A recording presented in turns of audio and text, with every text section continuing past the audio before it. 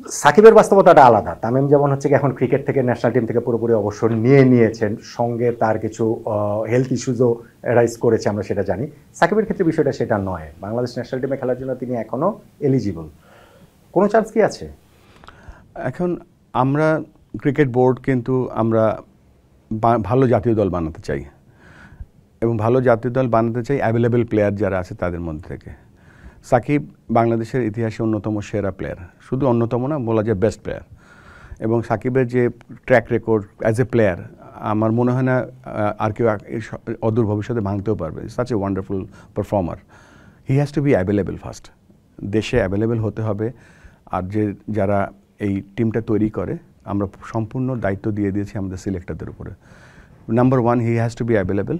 Number 2 হচ্ছে যে সিলেক্টররা তাকে দেখতে হবে কারেন্ট ফর্ম কি আছে, তারপরে সে জাতীয় দলে খেলতে পারবে। বুলবুল ভাই, এটা তো আসলে থিওরিটিক্যাল কথা, কিন্তু আমরা বাস্তবতাটা জানি। সাকিব বাংলাদেশে এসে টেস্ট খেলতে চেয়েছিলেন, তিনি আমেরিকার পরিবারের সঙ্গে থাকেন, তিনি রওনা দিয়েছেন। দুবাই আসার পরে দেশে ঢোকার গ্রিন সিগন্যালটা তিনি পাননি। তখন ক্রিকেট বোর্ডের প্রেসিডেন্ট ছিলেন ফারুক ভাই, তিনি বলেছেন যে গভর্নমেন্ট থেকে সেই সিগন্যালটা পাওয়া যায়নি। সো এখন আমরা সিলেকশন প্যানেলের কথা তো বলতেই পারি ডেফিনেটলি ইন থিওরি, কিন্তু বাস্তবতাটা হচ্ছে কি যে গভর্নমেন্ট থেকে সিগন্যাল না পেলে তো তিনি বাংলাদেশে ঢুকতেই পারবেন না। তার আরও নানান রকম বাস্তবতা রয়েছে সাকিব, ক্রিকেটার সাকিবের বাইরেও। সো ওই বিষয়ে কি আসলে কোনো অগ্রগতি আছে? কারোর সঙ্গে আপনি কথা বলেছেন? আপনি বলছেন যে ক্রীড়া মন্ত্রণালয়ের উপদেষ্টার সঙ্গে আপনার কথাবার্তা বলেছেন কিংবা বলবেন কিনা? আসলে না, এই ব্যাপারটা আমার কোনো কথা হয়নি।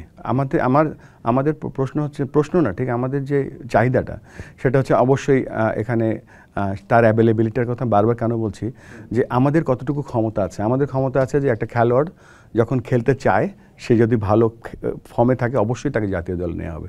তার যদি অন্য জায়গায় কোনো সমস্যা থাকে, সেটা ক্রিকেট বোর্ড সেটা তো দায়ভার নেবে না। এই জন্য বলছি যে প্লেয়ারটা অ্যাভেলেবেল আছে বা সাকিব আল হাসান যদি অ্যাভেলেবেল দেশে থাকে, অবশ্যই তাকে সিলেক্টরটা দেখবে।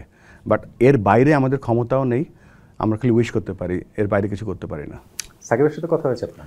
সাকিবের সাথে যোগাযোগ হয়েছে, সাকিবের সাথে একবার মেসেজে যোগাযোগ হয়েছে, আমাকে উইশ করেছিল, আমি তাকে উইশ ব্যাক করেছি। ওকে, বোর্ড প্রেসিডেন্ট হওয়ার পরে? আপনি বোর্ড প্রেসিডেন্ট হওয়ার পরে। কিন্তু তখন তিনি খেলবেন বা না, আমার সাথে তারপর আর কোনো কথা হয়নি। আমাকে গুড লাক ভাই বলেছিল, আমি বলেছি থ্যাংক ইউ ভেরি মাচ। এবং সাকিবের সাথে যোগাযোগ হতো, সবসময় যোগাযোগ থাকে। বাংলাদেশের বাস্তবতা কি আপনি আসলে মানে রিয়েলিস্টিক্যালি আপনি কি দেখেন, সম্ভাবনা দেখেন আসলে সাকিবের খেলার কোনো চান্স আছে? এটা তো আমি বলতে পারবো না এই মুহূর্তে। আমাদের একটা ধরেন একটা লাইন আছে, লাইনটা হচ্ছে যে একটা ক্রিকেটার এবং ক্রিকেটার অ্যাভেলেবিলিটি, এর পেছনের বাইরে আমরা কিছু বলতে পারবো না।